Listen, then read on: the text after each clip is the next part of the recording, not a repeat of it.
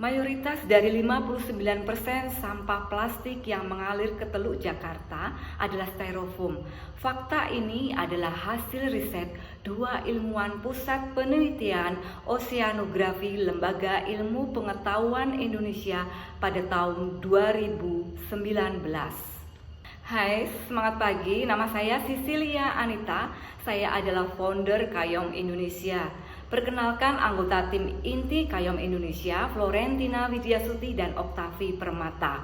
Hari ini saya akan cerita perjalanan Kayom Indonesia, bagaimana kami mengubah polusi menjadi solusi. Kayom Indonesia berasal dari bahasa Sanskerta yang berarti melindungi. Warna hijau, lambang keteduhan, ramah kepada alam, keselarasan.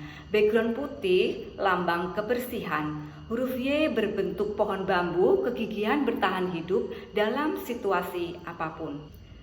Visi Kayom Indonesia adalah mengubah limbah styrofoam menjadi barang yang mempunyai nilai jual.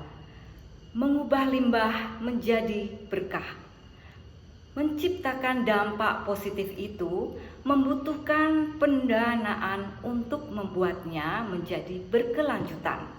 Beberapa bulan yang lalu saya mengunjungi TPA Ngronggo. Saya ngobrol dengan Pak Tukimin mengenai limbah styrofoam. Menurut beliau, di TPA Ngronggo ini gak ada satupun pemulung yang mau mengambil limbah styrofoam. Alasannya adalah styrofoam gak laku untuk dijual.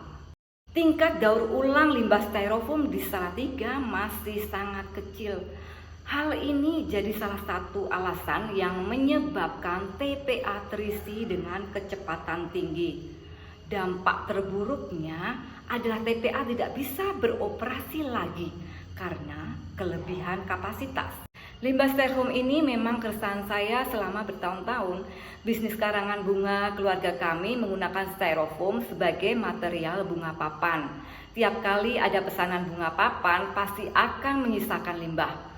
Pengelolaan yang kami lakukan saat itu hanya kumpul, angkut, dan buang. Jika satu hari ada 3 buah pesanan bunga papan, maka dalam 30 hari akan menghasilkan 90 lembar limbah styrofoam seperti yang ada di foto. Bagaimana jika 1 tahun, 2 tahun, 3 tahun? Tinggal dikalikan saja. Jumlah ini baru dari 1 toko bunga. Dengan tatanan nilai yang kami hidupi, konsisten, agile, responsibility, dan antusias, kami berkomitmen untuk menemukan solusi yang tepat, menciptakan ekonomi melingkar dengan membuat manajemen pengelolaan styrofoam dari proses pengumpulan hingga daur ulang. Strategi pertama kami adalah membuat sebuah program pengelolaan styrofoam yang kami beri nama 4R Styrofoam for Change. Replace, ganti dengan material ramah lingkungan, reduce, kurangi pemakaian, reuse, gunakan kembali, dan recycle, mendaur ulang. Kayom Indonesia turut berkontribusi pada SDGs 12, konsumsi dan produksi yang bertanggung jawab, melalui implementasi program 4R Styrofoam for Change, yakni meminimalkan timbulan sampah di TPA karena didaur ulangnya limbah styrofoam. Manfaat jangka pendek program 4R Styrofoam for Change adalah mengurangi limbah styrofoam, memberdayakan ibu rumah tangga yang dipekerjakan. Manfaat jangka panjangnya adalah meningkatkan kesadaran masyarakat untuk menciptakan inovasi yang ramah lingkungan.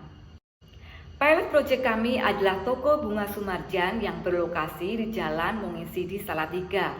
Kami mengidentifikasi ada 2 hambatan utama dalam perubahan perilaku. Pertama, mereka tidak tahu kemana harus mengirim limbah styrofoam. Yang kedua, mereka menganggap pemilihan itu memakan waktu. Untuk mendukung inisiatif yang digagas, kami melibatkan DLH Kota Salatiga.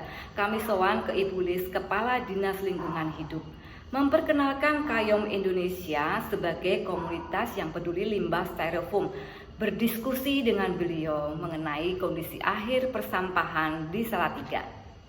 Pada tanggal 16 Oktober 2021 dilakukan penandatanganan MOU sebagai tanda dimulainya program 4R Styrofoam for Change.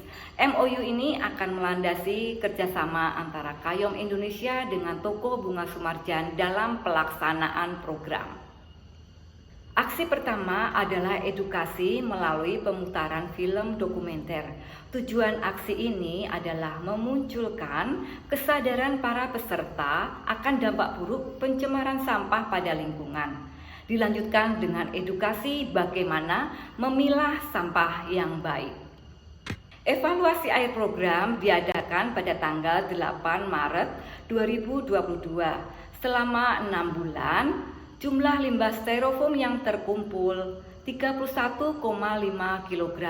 Limbah styrofoam inilah yang kami gunakan sebagai bahan baku produk daur ulang. Kami membuat 2 jenis produk demo untuk target pasar yang berbeda. Produk pertama untuk pecinta tanaman. Sampai hari ini puji Tuhan sudah masuk 150 buah pesanan. Produk kedua untuk pecinta binatang piaraan. Value proposition produk kami harga lebih murah dari kompetitor. Untuk meluaskan dampak, kami berkolaborasi dengan 15 komunitas lingkungan di Salatiga. Lepas total dari penggunaan styrofoam adalah sebuah tantangan. Kurangi pemakaian styrofoam. Jadi, pastikan setiap styrofoam yang telah kamu pakai didaur ulang kembali. Makan kedondong rasanya asam, sama rasa ketika makan buah mangga.